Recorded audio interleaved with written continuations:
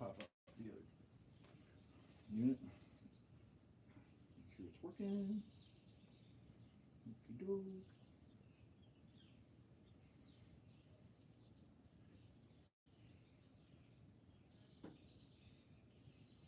Oh, yeah. Why don't the cameras tell the truth? Oh, that's weird. I guess it's just video. Totally sucks. I hate video. Get in here a little closer. Thought that was too far back.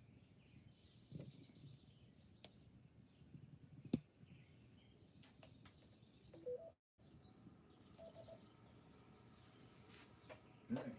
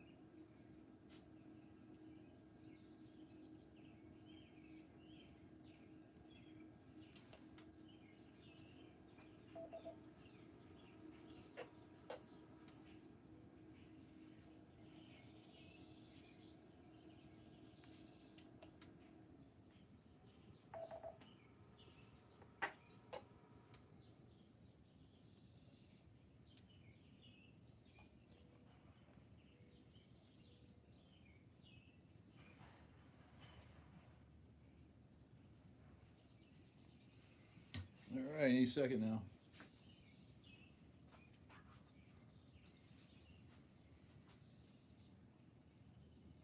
Good morning. This is WB8REI. My name's Jeff, located here in Tiffin, and this is the North Central Ohio Information and Traffic Net.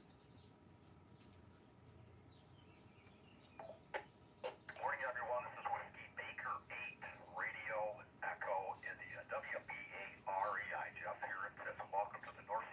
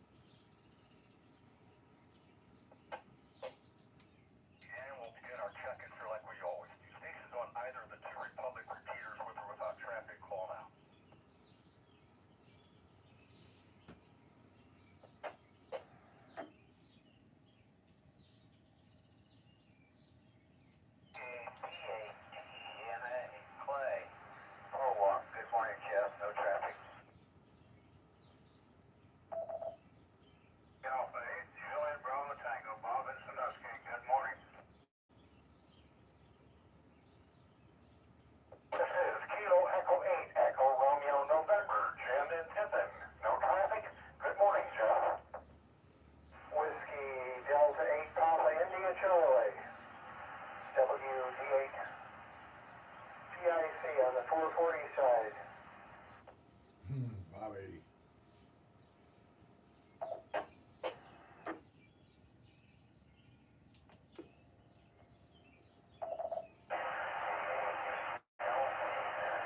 Frank, I've got you. Good signal. Kilo Bravo 8 Delta November Alpha KD8DNA. Good morning, Clay. I have you. Good signal. WA8 JBT. Good morning, Bob. Nice signal, Bob. We'll be talking to Bob here in a little bit. KE8 ERN. Good morning, Jim. And we'll be talking to Jim a little while here, too, see what he's been hearing on the HF Worldwide DX beacons this morning. And good morning to Bob. Whiskey Delta 8 Papa India Charlie. WD8PIC. Good morning, Bob. Sounded good coming in on the 440 side. Any other stations that would like to check in on either of the two Republic repeaters, call now. Kilo Echo 8, Victor Julia Victor. This is Tom in the Beta. No traffic.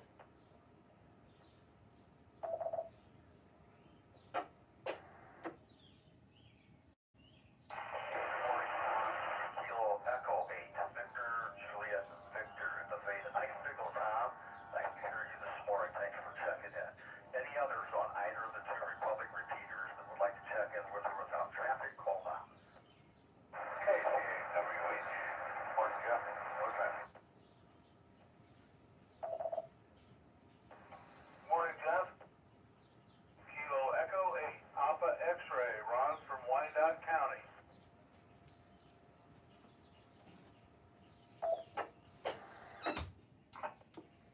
And WD8PIC with some information. The 075 is transmitting the link, but the audio is very, very weak. The pass-through audio from the link is very, very faint. WD8PIC.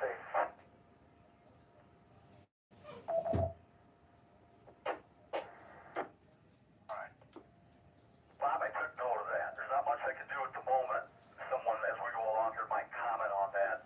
On weak audio, where Bob's listening up in Sylvania on the 075 repeater. The repeated audio sounds a little bit light on his end. So if anybody's got any comments on that, you can bring them up as we go along here. Thank you, Bob. KCAWH, good morning, Mike. I have you checked in. Nice signal, Mike. Sounds like you might be mobile. Sounded good. And good morning, Ron. KE8PX. Good signal, Ron. Quick question for you, Ron. You might be busy this morning, but would you mind being our HF liaison this morning, or you got some other stuff going on? No, absolutely. I will be happy to be your HF liaison this morning, Jeff. No problem. Good to be back. Okay, Ron. Well, good to have you back, and appreciate that. Yeah, I know sometimes everybody gets busy and you can't always jump up there and do that, but I did have some traffic, so I appreciate you doing that. We'll get to the traffic here in just a moment. Are there any other stations on either of the two Republic repeaters with or without traffic? Call now.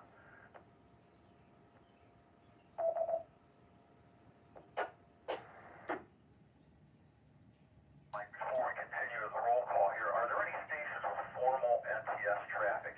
Anybody with formal NTS traffic that would like to list their traffic at this time, please call.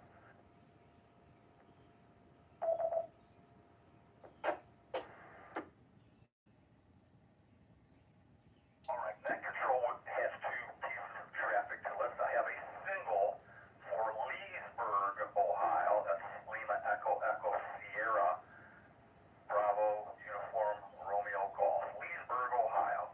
And I also have a single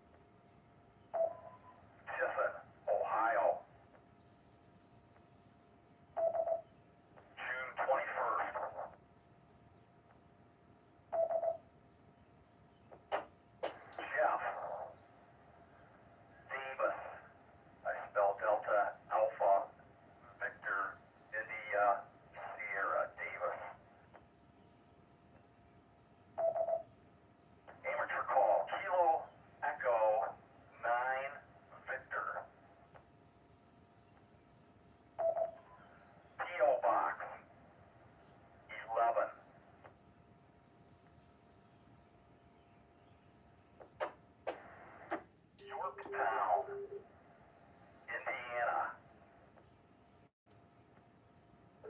47396. Email address, Jeff, common spelling Jeff, the @ Kilo Echo 9 Victor dot net. Break.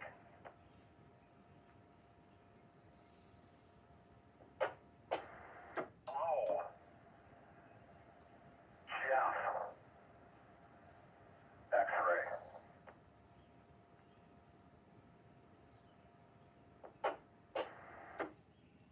Really enjoy reading your blog. I spell Bravo, Lima, Oscar, Golf. Posts. I spell Papa, Oscar, Sierra, Tango, Sierra. X-ray.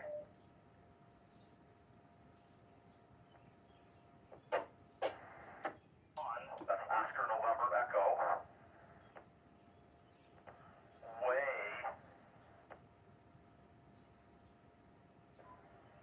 Radio.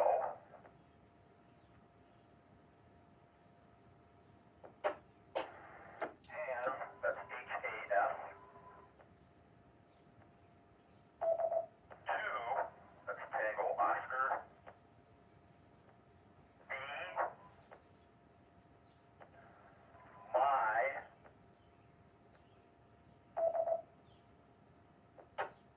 Favorite.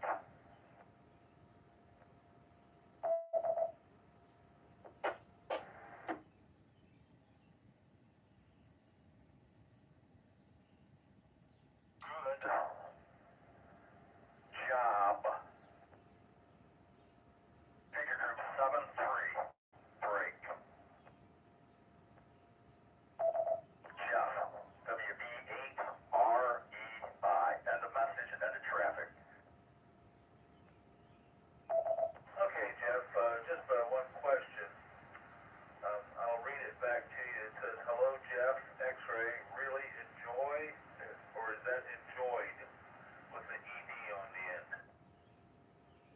Just enjoy. Echo November, Juliet, Oscar, Yankee.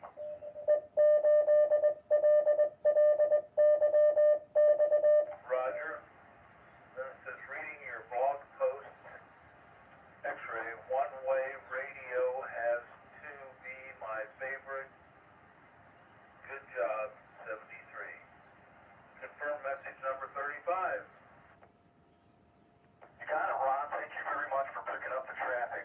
Always appreciate it. KEPX and then that WBREI.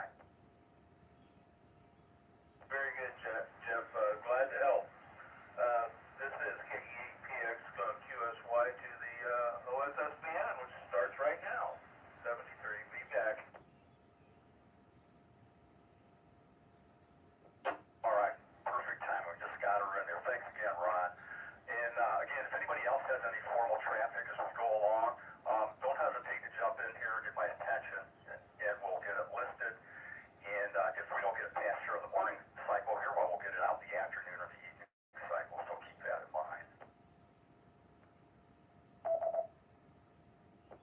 Hey, let's continue on this beautiful Wednesday morning here in Ohio. Anybody else? Let's check one more time here. Anybody else in either of the two Republic repeaters, with or without traffic call out?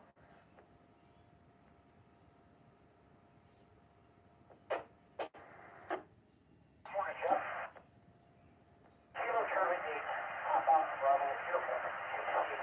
Just standing fast. Hey, Jeff, I'm on the porch. Am I getting another repeater, okay?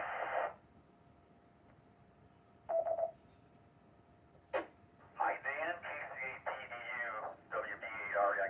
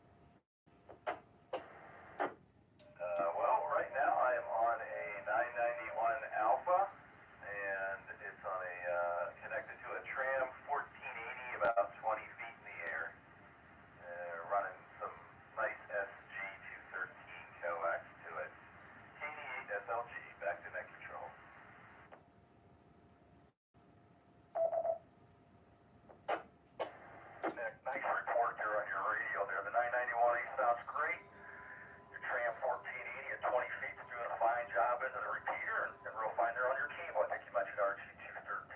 So very good. Thanks for the description. And again, welcome to that. Anybody else? Anyone else on either the Mansfield or the pole repeaters call now?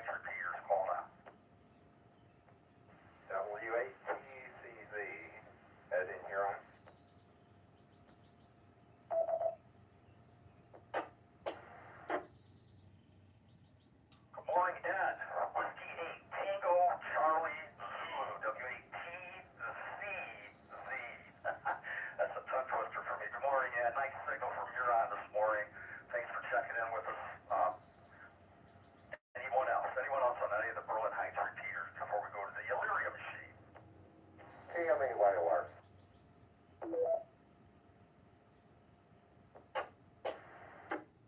Mike, KM8YOR. Hi, Mike. That was a quick call in there. I know you were trying to squeeze in there real fast before I went to the next one. But good signal. And I got you checked in, Mike. Thank you. One more call on any of the three Berlin Heights repeaters.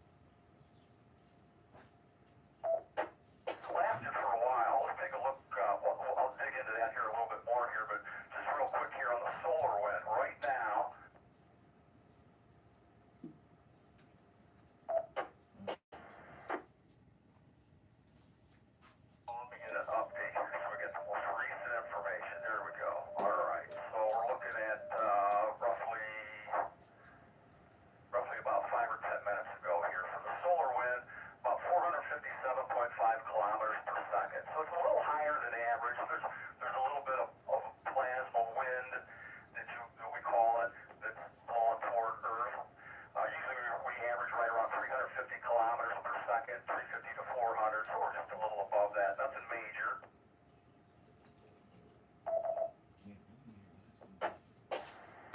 Again, looking at that, of the solar flares, we actually had an M-class flare, just a little one, an M1, that happened at about, that was at about 8:40 a.m. this morning, a little M-class flare. The big one, that big X flare, it was a little X flare, but those are big ones, was at 1 p.m. Eastern Standard Time, and that would have been on June the 20th.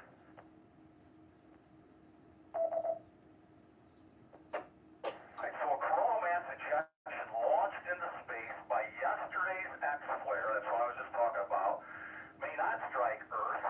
However, it will hit Venus and Mars according to a NASA model. The strike on Venus will probably erode a small amount of the planet's upper atmosphere, while the strike on Mars could spark auroras visible to MAVEN, M-A-V-E-N, and other Mars-orbiting satellites.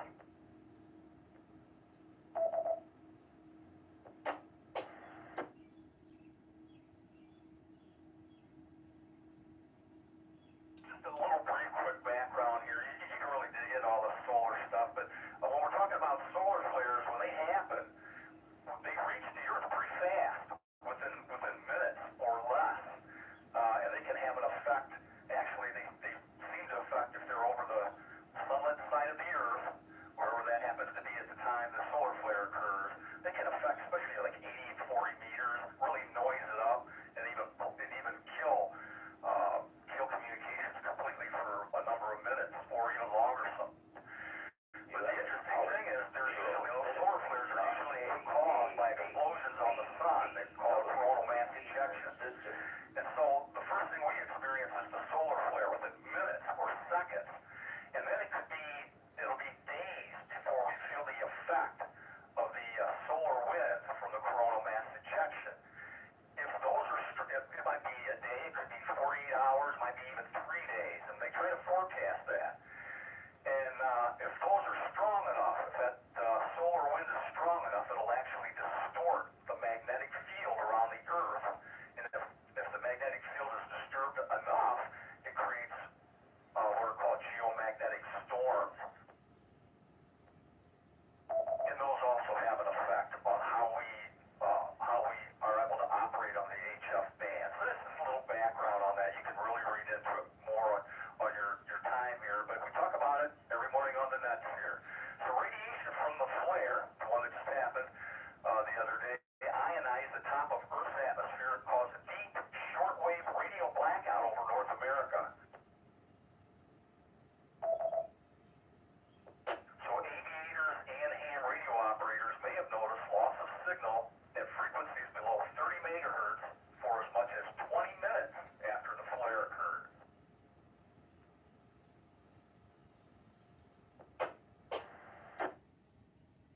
And so satellite coronagraphs have since detected a coronal mass ejection. It is, and there's an image of it that I'm looking at. It says the coronal mass ejection's expansion velocity exceeds 2.2 million miles per hour. So according to Type 2 radio bursts that are detected by the United States Air Force, it's a fast mover that should deliver a potent blow to whatever it hits. Now, Earth is probably not in the strike zone, although a glancing blow may be possible tomorrow, June 22nd, or possibly June 23rd. So confirmation awaits modeling by the NOAA forecaster. So we'll watch that. We'll see if we experience anything from that solar flare. It'll be always interesting to follow that. By the way, the sunspot number, lots of sunspots up on the sun right now, 155.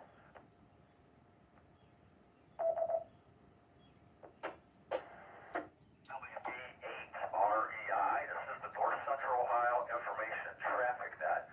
Now we're going to take a look at an ionogram generated by the Ionosonde in Alpena, Michigan. It's the closest one to us, good 200 to 250 miles to our northwest. But a lot of times what they experience in that vicinity is pretty close to what we have.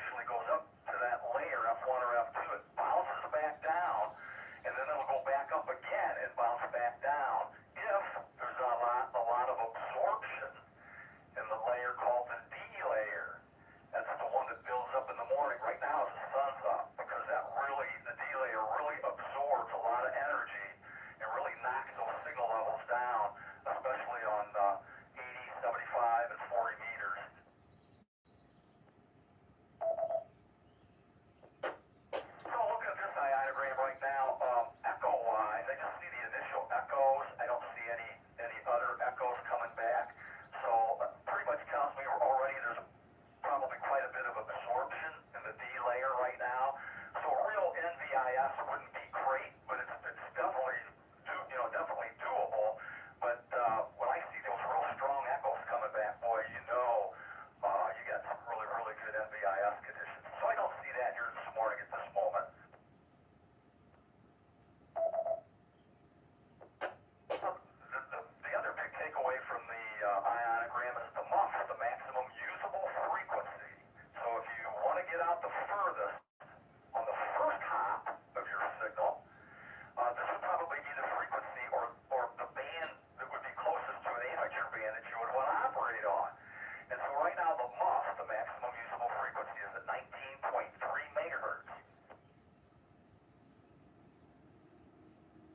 So that's below the 15-meter band, right, which is 21 megahertz, and it's above the 20-meter band at 14 megahertz. So the 20-meter band would probably be a good choice right now.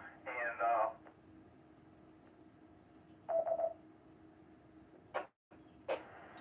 also the 18, let's see, make sure we're looking at that right. And also the 17-meter band, right? The 17-meter band is around 18 megahertz approximately. And so that's within that MUF range also. So 20 meters and 17 meters would probably be your bands of choice for the maximum usable frequency, getting you the maximum distance on the first hop.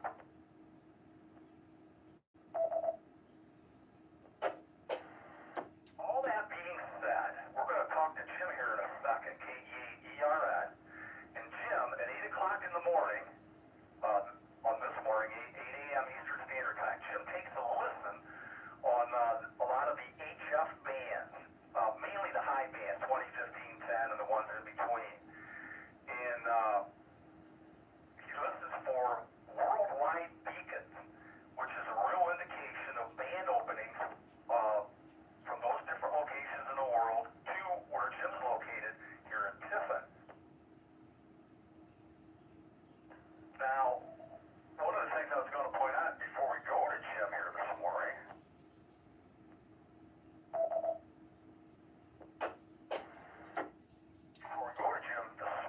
I always like to look at what the maximum usable frequency was from the ionogram in Alpena, Michigan at 8 o'clock this morning.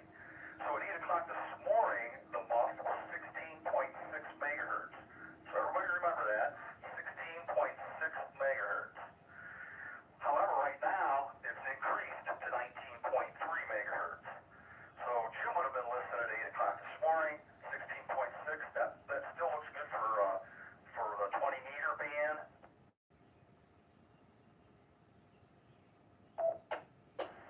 But not so good for the 17-meter band. So we'll see what kind of report Jim gives us.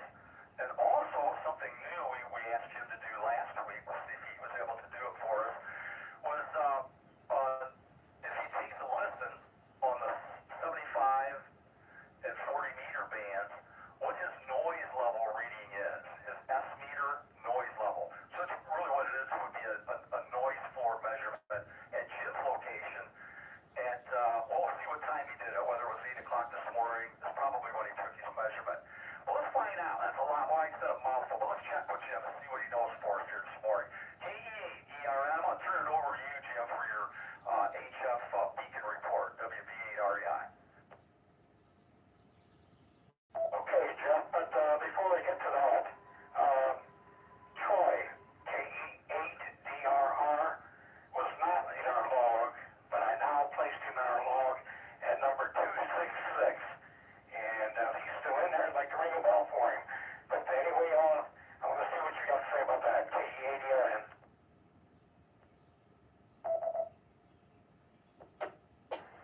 All right, fine business, Jim. Well, I'm quite confident he's checked in the past numerous times, KE8DRR. So, yeah, how I got lost in there in the shuffle, good question. I'll leave that up to you. If you're adding him and he wasn't in there before, well, go ahead and do it, and we'll consider that another new call sign, especially if it hadn't been in there before. But I'm sure he's checked in the past. Well, now we can be sure he's in there. Nice to have you aboard here, Troy. If you've been here before, you're now in the log.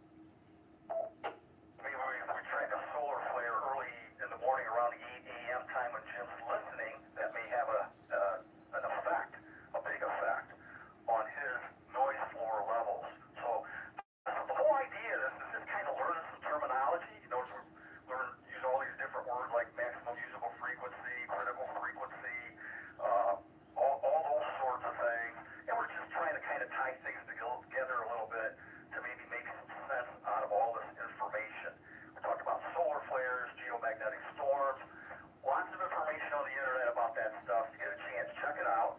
And again, we bring up that data every Wednesday morning here on this net. We're going to go to the tropospheric ducting forecast here, which is mainly VHF and UHF forecasting. Before we do, did you have any other comments or anything else you wanted to add? No, other than the fact that I thought it was quite weird that this New York station, Beacon, was heard on all bands. I mean,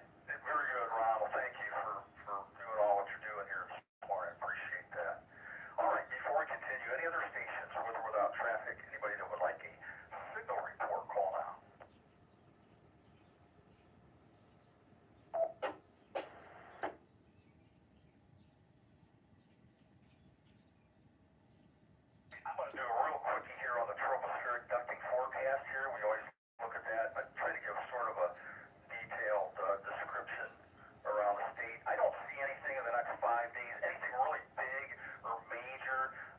Quite often, a number of days there, we have marginal conditions over good portions of Ohio.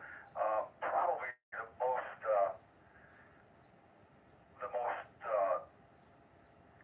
prominent picture I see here on the forecast map. Looks like a lot of times it is over Lake Erie and surrounding Lake Erie.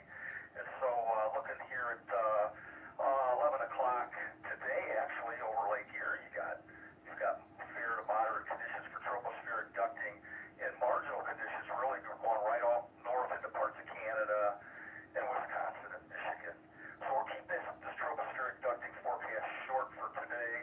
Also looks like that runs until 2 p.m. this afternoon, especially over Lake Erie.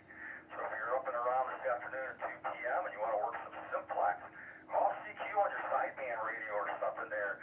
There's some pretty good conditions over Lake Erie, the whole length of it, going up into Canada and even into Lake Ontario.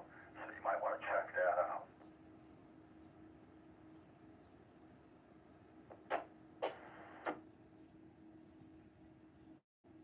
All right, let's see, real quick, let's take a look at real fast here because we're really getting behind here.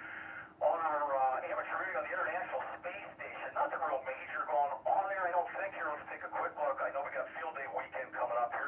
Some people might be wanting to make some contacts or attempt some contacts through the International Space Station, along with a whole bunch of other amateur radio satellites. So let's see what we got here. All right, so they're going to, according to this, their schedule, they're going to shut the radios off on June 22nd. And they'll shut them off at 4:50 a.m. Eastern Standard Time on the 22nd. And they'll be turned back on at 8:45 a.m. Eastern Standard Time on June the 23rd.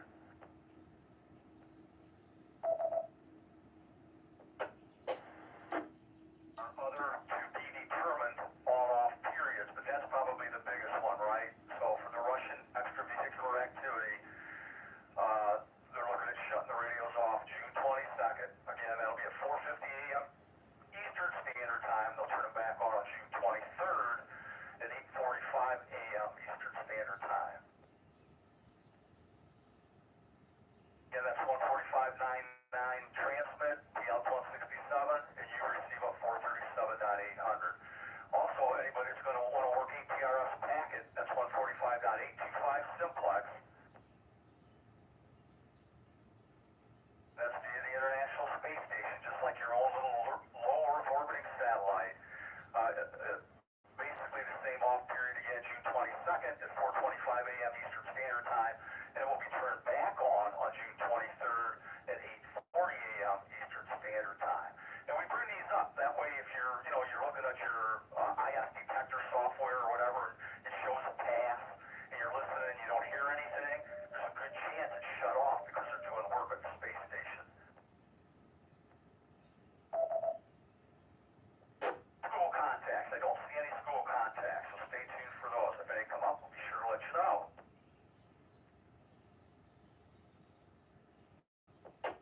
Alright, all that being said, let's check first and see if Dan's back so we can get that traffic pattern.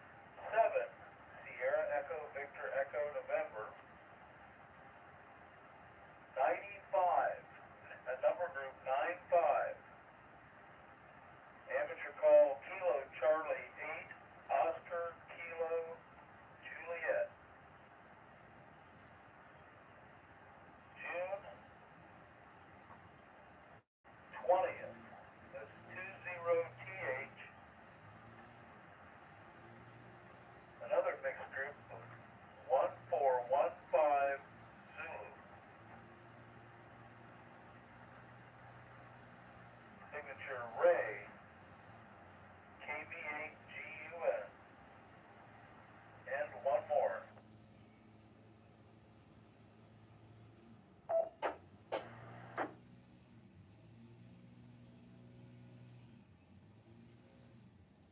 Show 4, ready to copy.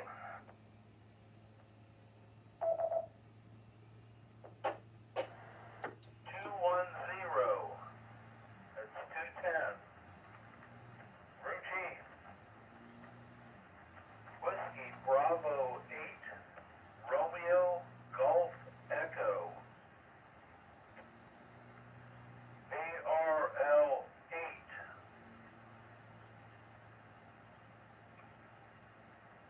That's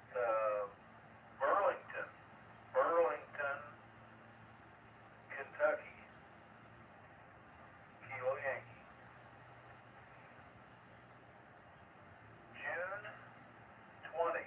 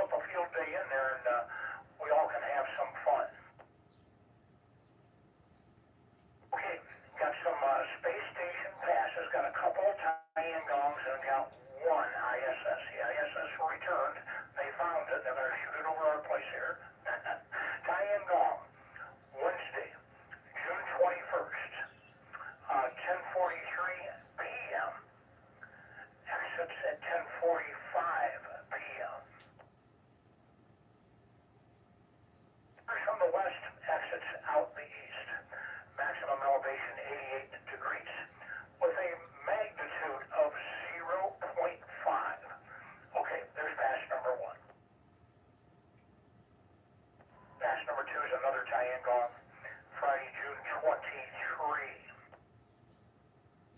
Enters at 10:21 p.m. Exits at 10:26 p.m. From the west, exits out the east-southeast. Maximum elevation 67 degrees with a magnitude of 0.4. And my last one for this week, ISS is back. Sunday, June 25th. For all you hardcore field day guys, when you're up all night, just peek out at 5:03 a.m. You'll be able to see this. So here we go. Enters at 5:03 a.m. Exits at 5:09 a.m. Enters from the southwest. Exits out the northeast. Maximum elevation 58 degrees and a nice magnitude of a negative 3.5. So there you go, a little bit for the field day guys there. Okay, Jeff, that's what I got for today. Thank you very much, and glad to help out here. 7-3, KCPBU. Dan, well, thanks for the nice reports. Nice satellite passes, got them all jotted down. Oh, there might be a number of folks that might be up at 5 a.m. March Sunday morning and maybe get a chance to see the 5:03 a.m. ISS pass. Nothing else, listen on the radio too. I bet it will be very congested through the crossband FM repeater that morning. Fun business on the weather. That doesn't look too bad. Many forecasts where they give 20 and 30% chances of showers, and quite often you don't get anything, and sometimes even a little shower now and then even kind of cools things down a little bit. So, I don't know. I think it's going to look pretty decent, hopefully. Thank you, Dan. Appreciate it. All the information. This is WBEREI in North Central Ohio Information Traffic Net. We're going to move quickly. Let's go to Bob and see what Bob's got for special event stations and any of the test sessions or AmFest. Bob, WADJBT, over to you. Okay, well, thank you, Jeff, and good morning to everybody on the net. No Hamfest this weekend. Field day, I don't think there's a Hamfest anywhere. Had a good day last Sunday at the Monroe, Michigan Hamfest, and actually met another check-in here at the net. He was, Scott from Penley was selling some stuff and promoting the Penley Hamfest, and I just happened to recognize him, or saw his call, so got to meet him. As far as special events this week,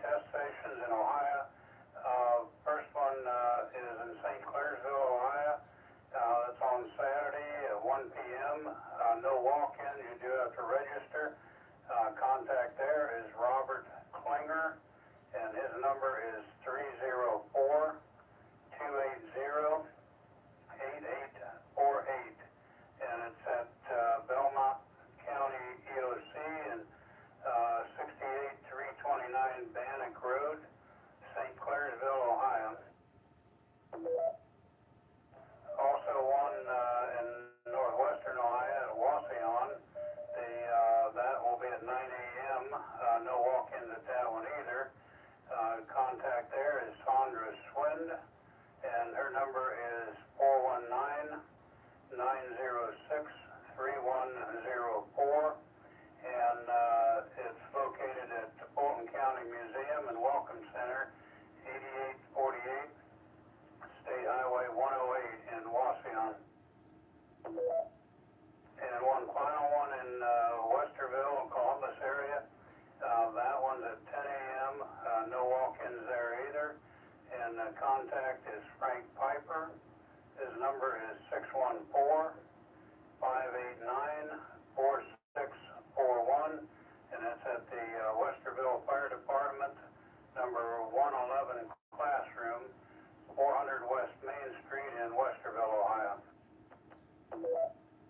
Also, there's still listed about 24 different groups that offer online exams, and you can find that at arrl.org website under Licensing, Education, and Training. There's attestation available almost any day of the week, sometimes several a day, so the online testing is getting real popular. Check for times and contacts at arrl.org or hamstudy.org. And one other thing I wanted to mention, I just noticed on a Facebook post, I don't know whether anybody's been affected, but the FCC Universal Licensing website has been down now for over a week, so nobody's been able to process their paperwork for new license or any changes, anything that needed to be done with that.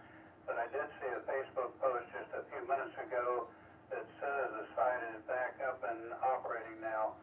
It's not official, but if anybody's been affected, you might give it a try and see if it's working for you. With that, back to you, Jeff, WAJBT.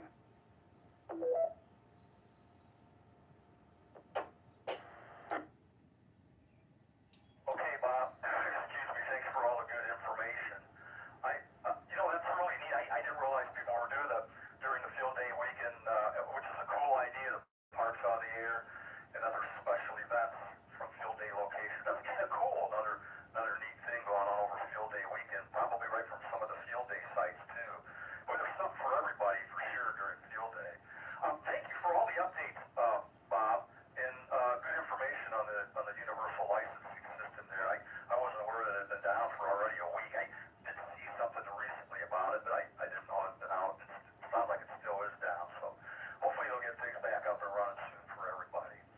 Again, thank you, Bob. Appreciate it. Anybody got any questions for Bob on anything that he covered? Call now. Good morning, Jeff. Alpha Charlie 8, Sierra Bravo. Just wanted to say hi to Bob there, and it was good to meet you last weekend at the Hamfest. Good stuff you're doing for the group there. Back to you, Jeff. E8PX with a comment. All right.